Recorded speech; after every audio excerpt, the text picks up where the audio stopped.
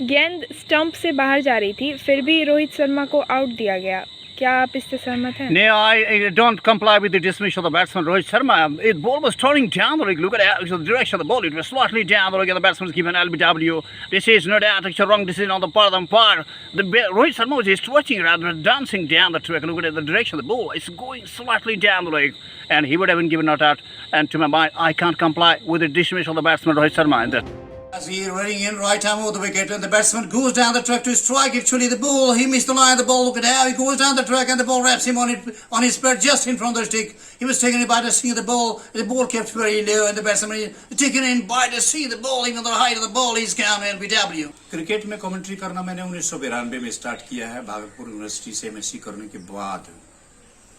हालांकि पर्दे के पीछे मैं लगातार अनायास लगातार ही मैं पर्दे के पीछे कमेंट्री करता रहा हूँ, छोटे स्तर पर अकेले में बचपन से ही मैं करता रहा हूँ। 75 में मैंने पहली बार विश्व कप का फाइनल देखा था, मैं क्लास 5 में था और वो दिन मुझे याद है। उस समय मुझे अंग्रेजी बहुत हद तक आ गई थी, मैं उस कमेंट्री को सुनता था, उच्चारण समझने में थोड़ी दिक्कत होती थी।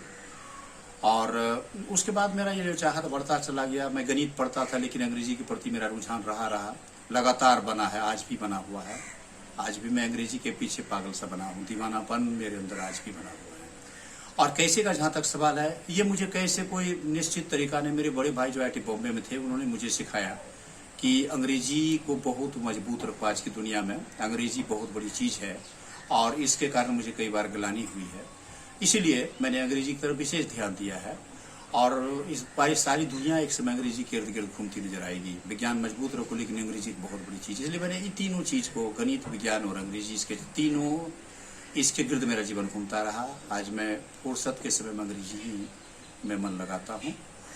और जहाँ तक इच्छा का सवाल है, मैं क्रिकेट में कमेंटेटर बनना चाहता हूँ, जैसे कि श्रीलंका के दौरे पर जाना, इंग्लैंड के दौरे पर जाना और भिन्न भिन्न देश जहाँ भी मुझे मौका लग जाए, मैं उसके लिए बिल्कुल पागल सा बना रहता हूँ। आज भी मेरे अंदर में यह दीवानापन बना हुआ है और न जाने इस दीवानापन का जब भी अंत हो जाए। लेकिन मैं फिलहाल एक निराशा के साथ मैं जीता हूँ। मैं जानता हूँ कहीं मेरी कोई पूछ नहीं है, इसलिए मैं अपने जीवन को भाषाई विकास तक रहता हूँ। विभिन्न देशों के कमेंटेटर्स की जो भाषाई अंदाज है, उस अंदाज में अपने आप को ढालता हूँ।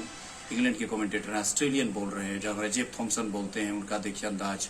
फिर हमारे जेफ बायकॉट बोलते हैं, इंग्लैंड से जो है वो, उनका देखिए, इंग्लैंड के ओपनर थे वो।